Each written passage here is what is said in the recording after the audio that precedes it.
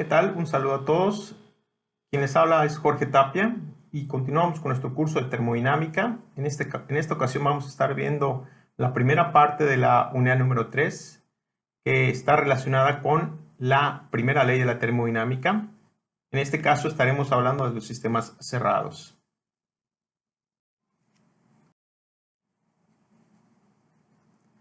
El contenido para esta unidad es el siguiente.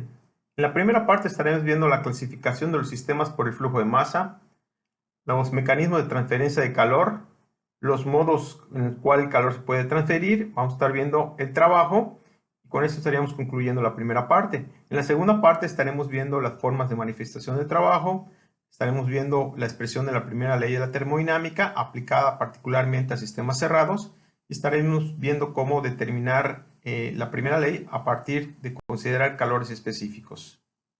Este sería el contenido de esta tercera unidad.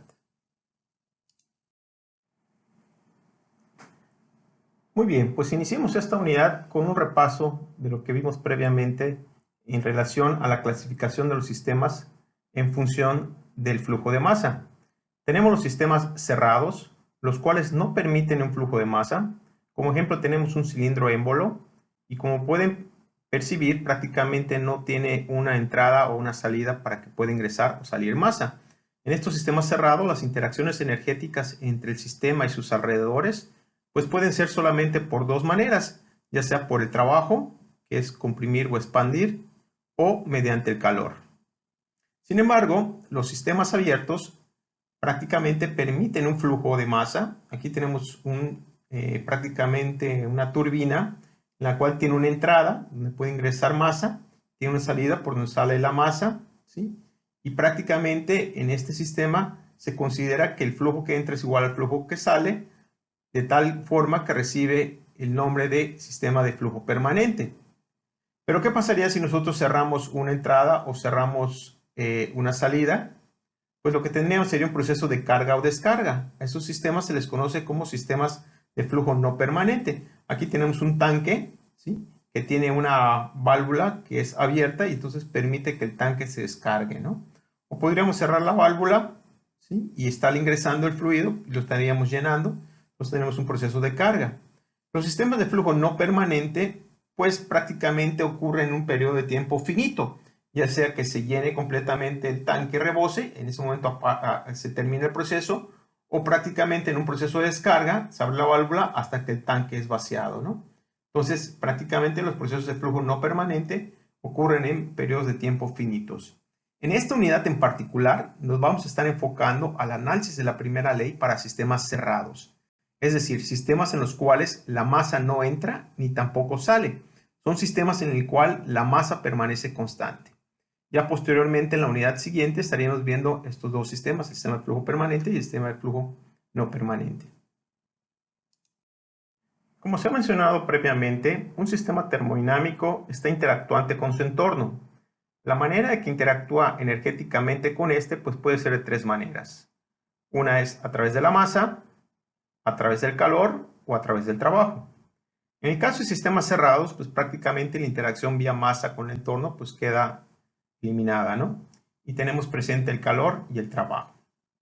El calor pues prácticamente se está definiendo como la energía que se transfiere entre dos sistemas debido a una diferencia de temperaturas. Acá tenemos una imagen donde se puede apreciar una persona que se encuentra a una temperatura de 29 grados centígrados, se encuentra ubicada en una habitación, ¿sí? Esta habitación tiene una temperatura de 20 grados centígrados.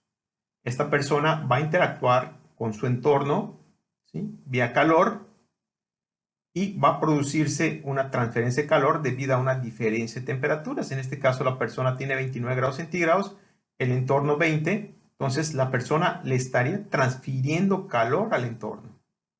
¿De acuerdo? Esa es la dirección natural de los procesos en la naturaleza, ¿no? Que un cuerpo caliente le transfiere calor a un cuerpo frío. Esta persona puede interactuar con este entorno vía transferencia de calor de tres maneras. Tenemos la conducción, tenemos la convección y tenemos la radiación. A continuación vamos a estar viendo cada una de estas medidas o mecanismos de transferencia de calor. Antes de pasar a ver los mecanismos de transferencia de calor, veamos cómo pudiéramos estar evitando que la transferencia de calor se lleve a cabo. A los procesos a los cuales no se les permite la transferencia de calor se les llama procesos adiabáticos. Hay dos maneras en las cuales se puede llevar a cabo un proceso adiabático. La primera es mediante un aislante térmico, ¿sí? Aquí tenemos un sistema termodinámico. Este sistema se encuentra con un aislante, ¿sí? Este aislante no permite la transferencia de calor entre el sistema y sus alrededores o el entorno. Por lo tanto, la tasa de transferencia de calor es igual a cero, ¿sí? Y ese sería el primer mecanismo. El segundo mecanismo para tener un proceso adiabático es quitar el aislante y tener, en este caso, la temperatura del sistema al mismo valor que la temperatura del entorno. Al tener la misma temperatura, pues prácticamente no se lleva a cabo el proceso de transferencia de calor, ya que se necesita tener una diferencia de temperaturas para que ésta se pudiera estar manifestando, ¿sí? Es importante no confundir un proceso adiabático con un proceso isotérmico. El proceso adiabático no permite la transferencia de calor. En cambio, un proceso isotérmico es un proceso en el cual la temperatura permanece constante todo el tiempo. Es decir, en un proceso isotérmico, por lo general es necesario una transferencia de calor para permitir que la temperatura en el sistema permanezca constante.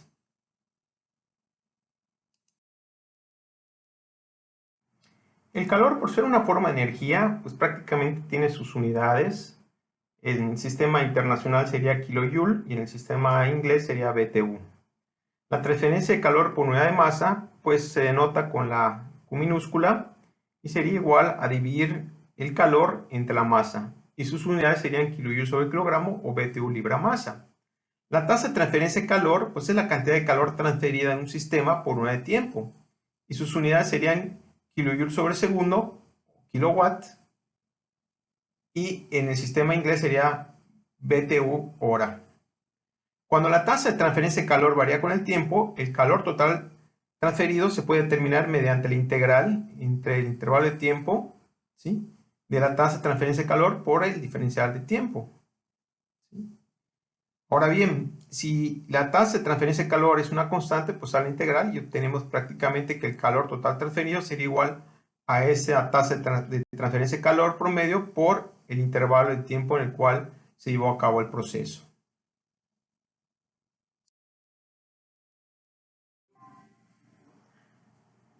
A continuación vamos a ver los modos en el cual el calor se puede estar transfiriendo.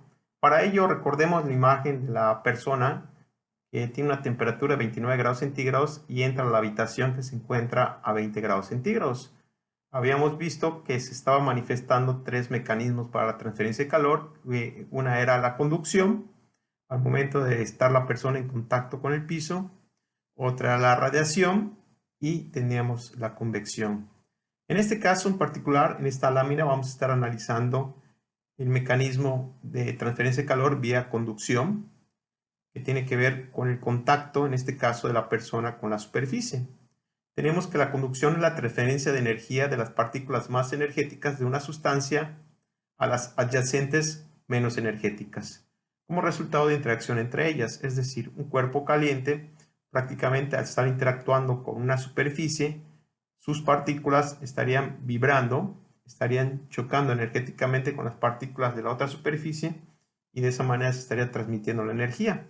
La conducción puede llevarse a cabo entre dos superficies sólidas o puede ser una superficie y un fluido o puede ser un gas con un fluido, ¿sí? Y así mientras haya una diferencia de temperaturas entre dos sustancias se puede estar llevándose a cabo la transferencia de calor vía conducción. Aquí tenemos una lata que contiene una bebida. Esta se encuentra a una temperatura más baja que la del medio ambiente, ¿sí? Entonces el medio ambiente tiene una temperatura mayor. En ese sentido, el medio ambiente le estaría cediendo calor a la bebida.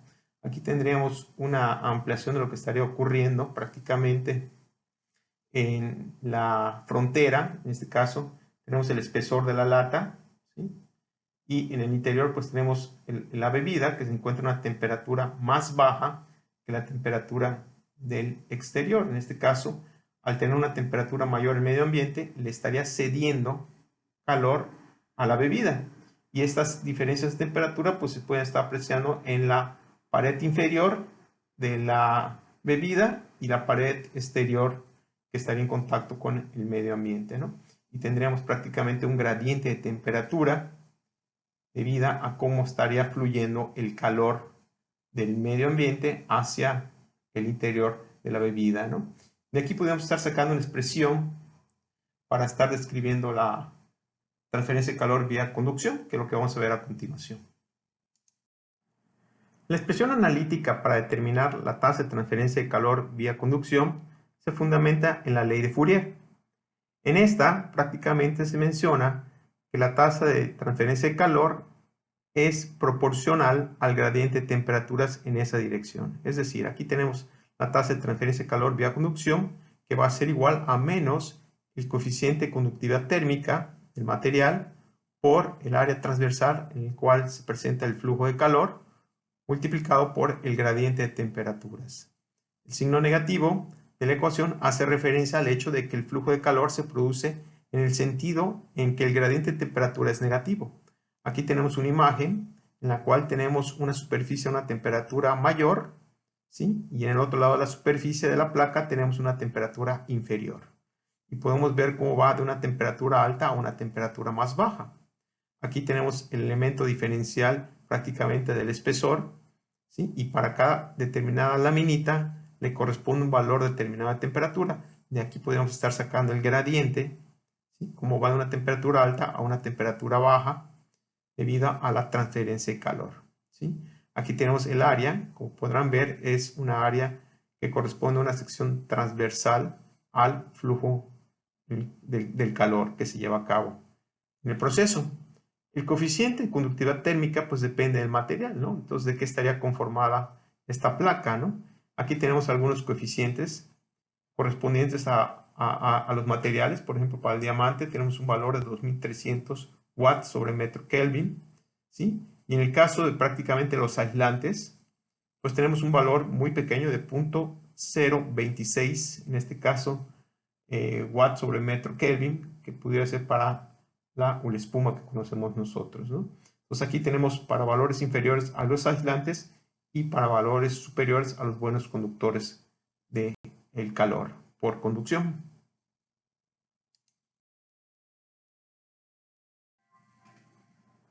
El segundo mecanismo de transferencia de calor que vamos a estar viendo consiste en la convección. Recordemos a la persona que entra a la habitación, que presentan una diferencia de temperaturas. La persona tiene 29 grados y el ambiente tiene 20 grados centígrados. Analizamos previamente el mecanismo de la conducción. Ahora vamos a estar viendo la convección. ¿En qué consiste la convección? Prácticamente es la transferencia de calor mediante la interacción de dos sustancias. Una de ellas prácticamente debe ser un fluido en movimiento. En este caso, pues puede ser un líquido con una placa, puede ser un gas, ¿sí? En una superficie, o también puede ser prácticamente un proceso en el mismo gas, ¿no? Debido a diferencias de temperatura. Vamos a ver a continuación cuáles son estos dos tipos de mecanismos en los cuales la convección se puede estar presentando.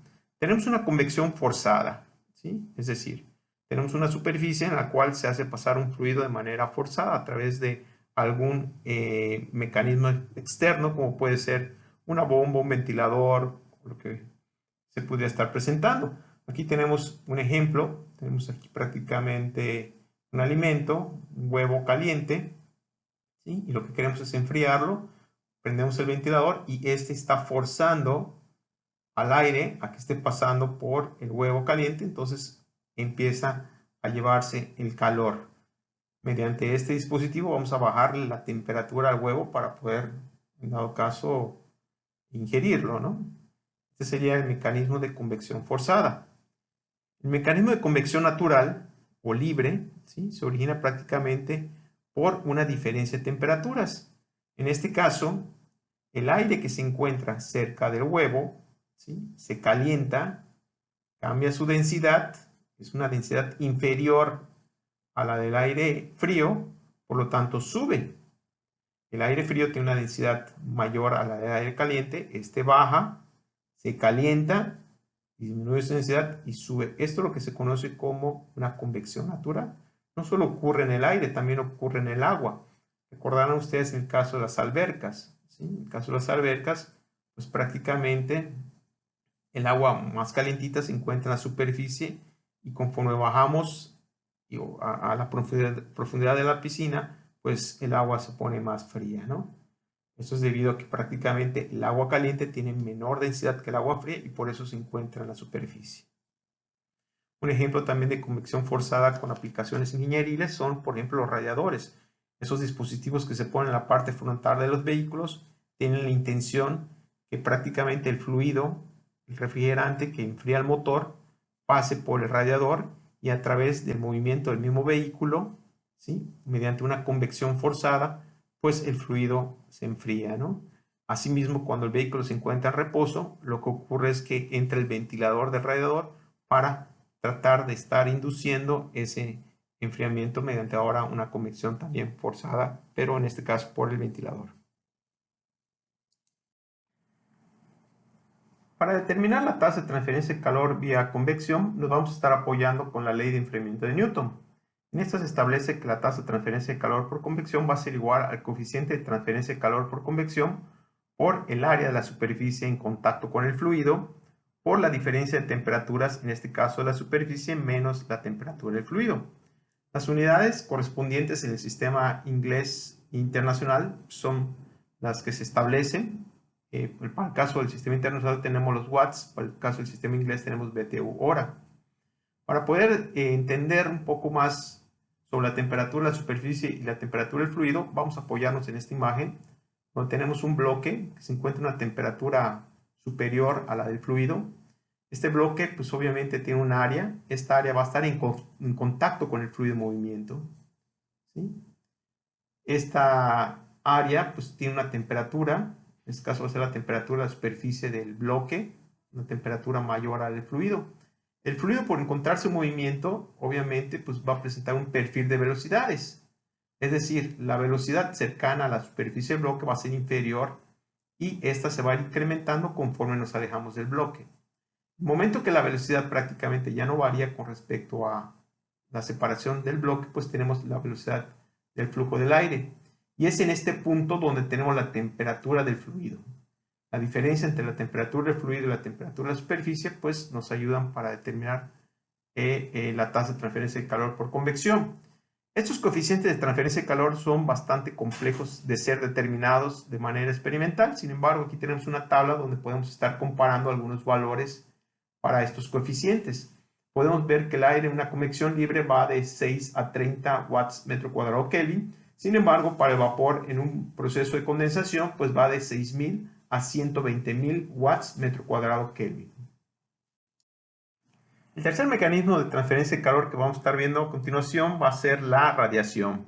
Recordemos a la persona que tiene una temperatura de 29 grados centígrados, que entra a la habitación que se encuentra a 20 grados centígrados. Esta interactuó a través de la transferencia de calor vía conducción, convección y vamos a estar analizando la radiación. La radiación es la energía que emite la materia en forma de ondas electromagnéticas o fotones como resultado de los cambios en las configuraciones electrónicas de los átomos o moléculas. Cuando un electrón se encuentra en un nivel energético mayor y pasa a uno inferior, pues se emite un fotón, ¿no? Eso es lo que nosotros estamos entendiendo como radiación. Acá tenemos el espectro electromagnético, donde tenemos aquí prácticamente las bajas energías y de este lado tenemos las altas energías. En bajas energías tenemos una baja frecuencia y una longitud de onda larga. Y en la alta energía tenemos una alta frecuencia y una longitud de onda corta. Prácticamente aquí podemos ver el rango de longitudes de onda en el cual prácticamente los dispositivos como la radio, la televisión, los celulares y microondas se encuentran prácticamente recibiendo y emitiendo radiaciones.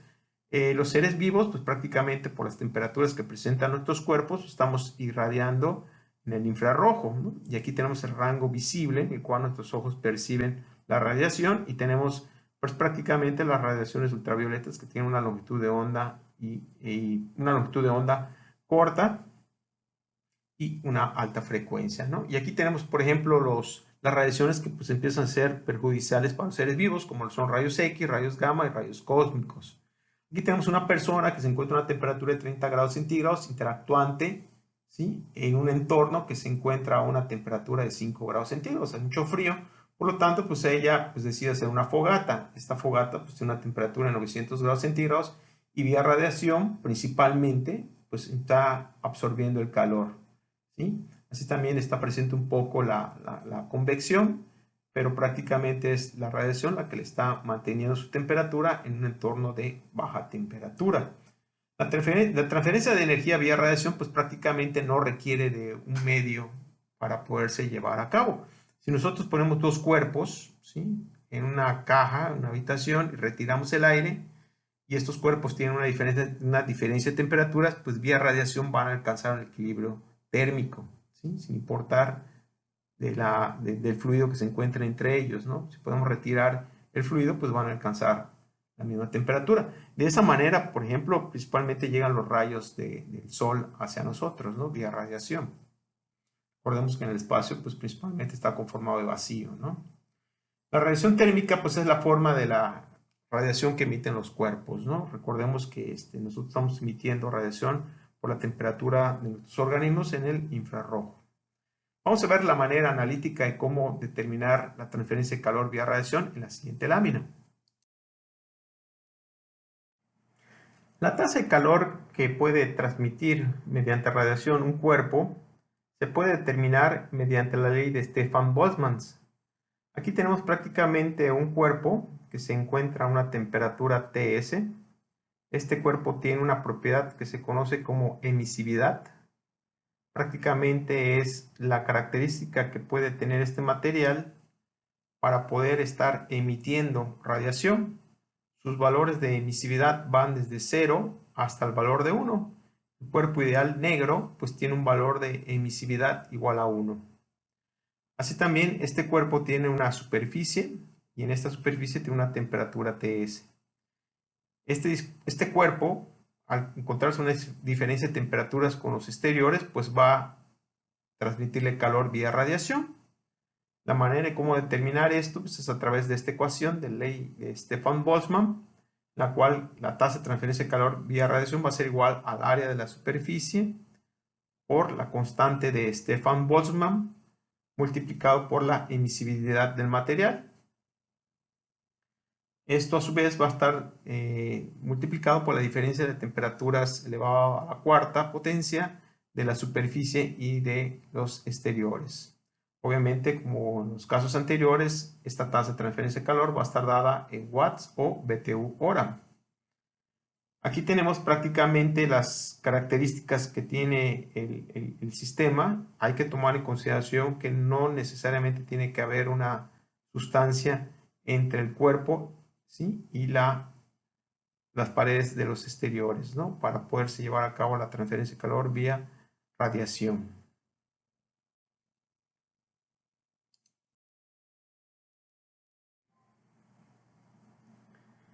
Ahora bien, en las láminas previas vimos cuáles fueron los mecanismos en el cual el calor se puede estar transfiriendo. Recordemos que la energía puede cruzar la frontera de un sistema en diferentes formas. Vimos que era el calor, el trabajo y la masa. En particular, para los sistemas cerrados, recordemos que solo se limita a la transferencia energética vía calor y trabajo. A continuación vamos a estar viendo la manera en la cual se está manifestando el trabajo, ¿sí? El trabajo prácticamente es la energía que se relaciona con una fuerza que actúa a lo largo de una distancia y se puede estar manifestando de diferentes formas. Por ejemplo, el levantar un peso, como podemos ver en la imagen, se requiere trabajo. El desplazar un pistón en un cilindro émbolo, este pistón pues, empujará el émbolo, ya sea para comprimir o expandirse. El hacer pasar la corriente eléctrica entre un conductor, ¿sí?, el comprimir un resorte, el subir una masa, como habíamos visto, en este caso generando un incremento de energía potencial, etcétera, etcétera, ¿no? O inclusive, por ejemplo, el disminuir la velocidad también es una manera de manifestar el trabajo. Una de las formas en las cuales podemos estar encontrando esta interacción entre el sistema y su entorno vía trabajo, ¿no?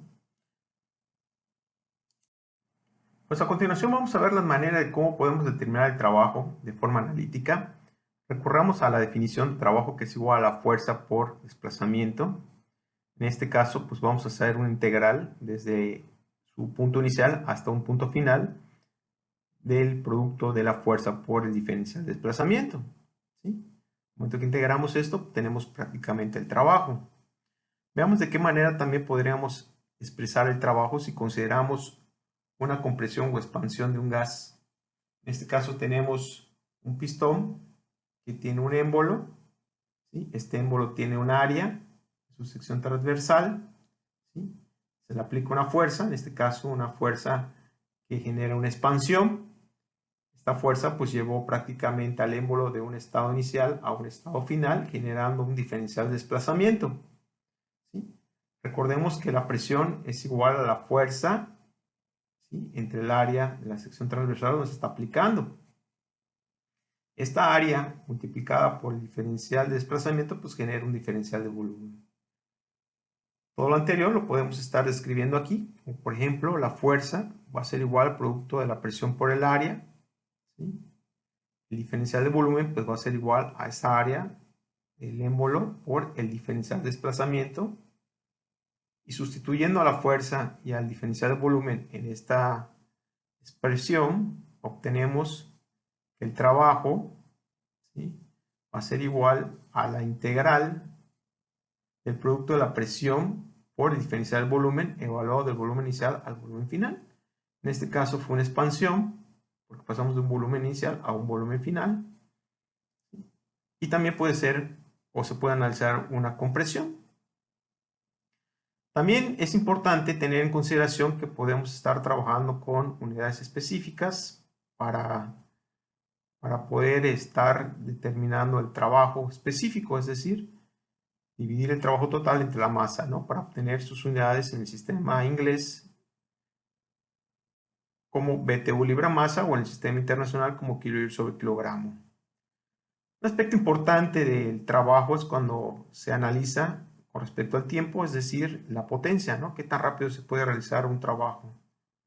Y sus unidades pues serían kJ sobre segundo, que es kilowatt, o BTU hora en el sistema inglés. ¿Sí? Aquí tenemos la expresión para la potencia, ¿sí?, que es la derivada del trabajo con respecto al tiempo. Si el trabajo es constante en ese intervalo de tiempo, pues prácticamente es dividido por ese valor respectivo de tiempo, ¿no?, para obtener las unidades de kilowatts o BTU hora. Para la potencia, ¿no? La potencia es un aspecto importante bajo el punto de vista físico. Por ejemplo, en el caso de los corredores, pues obviamente el que tenga la mayor potencia pues va a poder realizar la carrera en menor tiempo, ¿no? Es una manera de cómo poder estar aplicando la física para determinar la ventaja o desventaja en las habilidades de los corredores.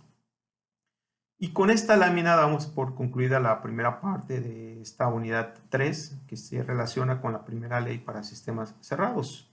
Espero me acompañen en la segunda parte para la culminación de esta unidad.